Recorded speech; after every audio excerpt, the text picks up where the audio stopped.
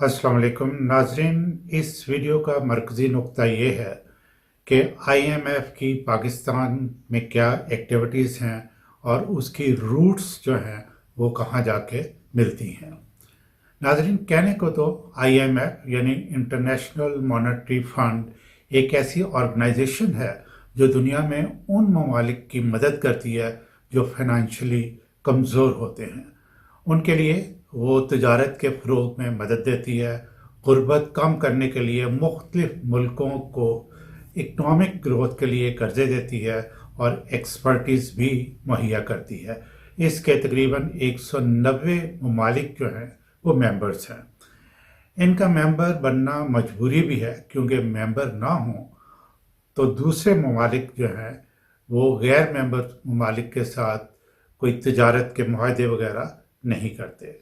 जिस मुल्क के बारे में आईएमएफ ये कह दे कि ये मुल्क फाइनेंशियली कमज़ोर है या उसके इकनॉमिक डेवलपमेंट के जो प्लान्स हैं वो काबिल अमल नहीं या पाया तकमील तक नहीं पहुंच सकते, तो दुनिया उस मुल्क के साथ मामलात नहीं करती।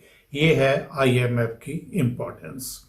और अगर कोई दूसरा मुल्क ऐसा करे भी तो आईएमएफ उस मुल्क पर मुख्तलिफ किस्म की सख्तियाँ या पाबंदियाँ लगाता है। आईएमएफ की असल हकीकत क्या है, आइए हम जानते हैं। आईएमएफ अमेरिका के हाथ में एक ऐसा हथियार है जिसे वो मुख्तलिफ ममालिक के ख़िलाफ़ अपने मकासद हासिल करने के लिए बड़े बेरहमाना तरीके से इस्तेमाल करता है।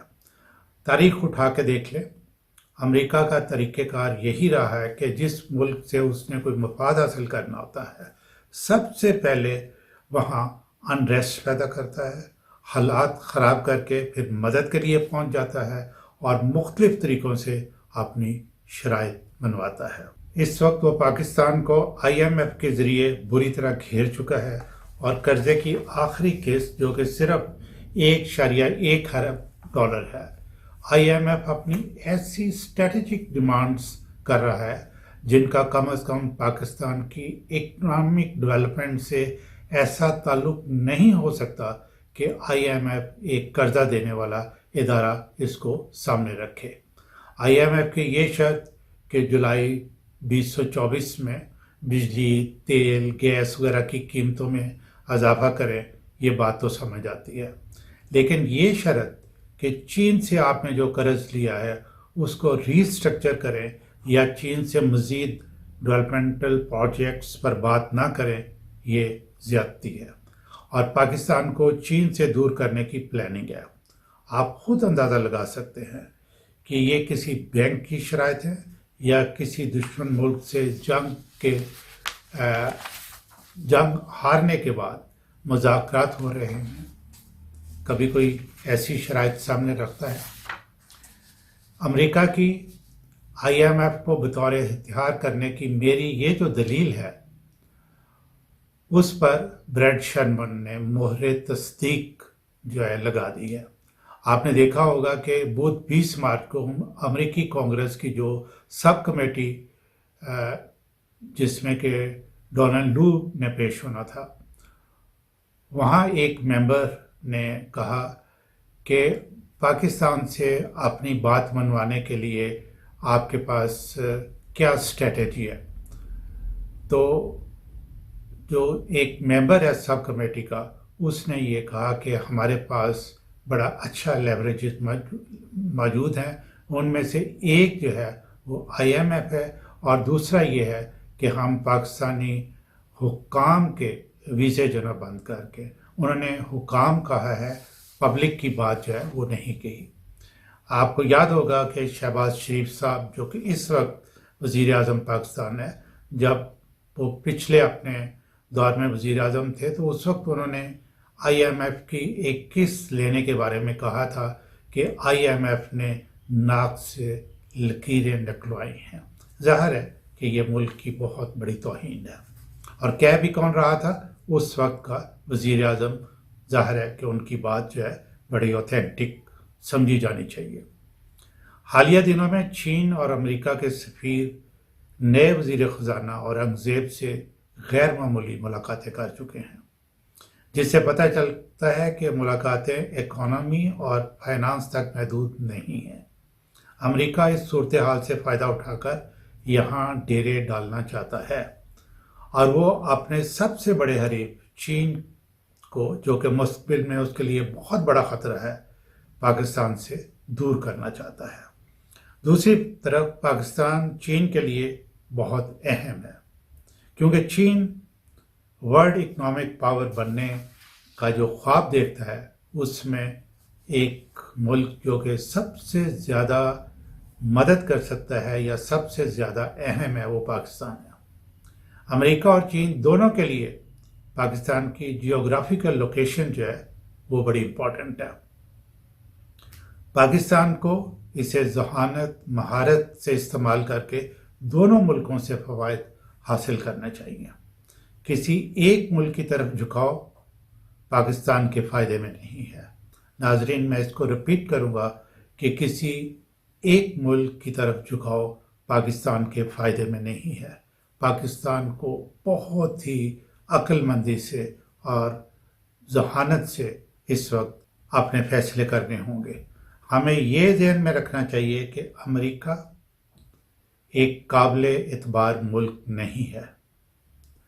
پاکستان کی موجودہ جو خراب صورتحال ہے، میرے انالیسس کے مطابق اس میں امریکہ کا بہت زیادہ ہاتھ ہے۔ اس پہ ایک علیحدہ ویڈیو انشاءاللہ کسی وقت بنائیں گے۔ پاکستان کی جو اگر آپ سروے کروا کے دے لیں پاکستان کے اندر جو ہے، تو آپ کو پتہ چلے گا کہ پاکستان میں امریکہ کے خلاف نفرت کا گراف جو ہے وہ بہت اوپر جا چکا ہے اور مزید تیزی سے جا رہا ہے، اور امریکہ کو اس چیز کا ادراک ہے اور وہ اس کو اوور کم کرنے کی کوششیں بھی کر رہا ہے۔ کیونکہ ابھی یہ جو کانگریس کی میٹنگ ہوئی ہے، کانگریس کی سب کمیٹی کی، اس میں یہ کہا گیا ہے کہ امریکی سفیر جو پاکستان میں ہے اس کو فوراً جا کے جیل میں عمران خان سے ملاقات کرنی چاہیے۔ اب آتے ہیں چین کی طرف۔ چین پاکستان سے اس نے ہمیشہ دوستی نبھائی ہے اور ہر فورم پر نبھائی ہے، اس لیے یہ فیصلہ انتہائی مشکل ہے۔ میں بین الاقوامی تعلقات میں ایبسولوٹلی ناٹ جیسے بیہیویئر کا حامی نہیں ہوں۔ موجودہ حالات جو پاکستان کے ہیں وہ تقاضا کرتے ہیں وزڈم اور وزڈم کا۔ ہمیں یہ بھی سمجھنا چاہیے کہ امریکہ ہماری پولیٹیکل انسٹیبلٹی سے بہت فائدہ اٹھا چکا اور اٹھا رہا ہے اور اٹھانے کے پلان جو ہے وہ بنا رہا ہے۔ گورنمنٹ بن چکی، صحیح یا غلط میں اس بحث میں نہیں پڑتا۔ اب گورنمنٹ کو پچھلے 2 سال والی اسٹریٹجی جو ہے اس کو ختم کرنا چاہیے۔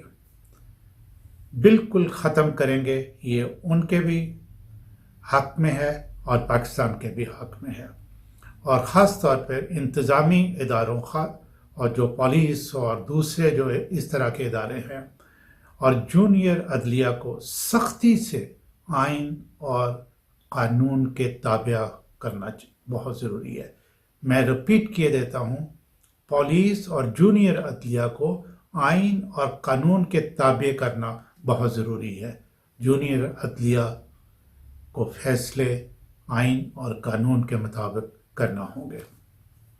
یہ ملک میں بے چینی، بے روزگاری، ناانصافی اور انتظامی اداروں کا عوام پر ظلم و ستم امریکہ کے ہاتھ مضبوط کر رہا ہے، اور امریکہ اسے دخل اندازی کا جواز بنا رہا ہے۔ جناب وزیر اعظم صاحب نے جن لوگوں کو جن عہدوں پہ فائز کیا ہے، خواہ وہ منسٹر ہوں یا دوسرے اہم عہدے ہوں، میری رائے یہ ہے کہ اس کو ری وزٹ کریں۔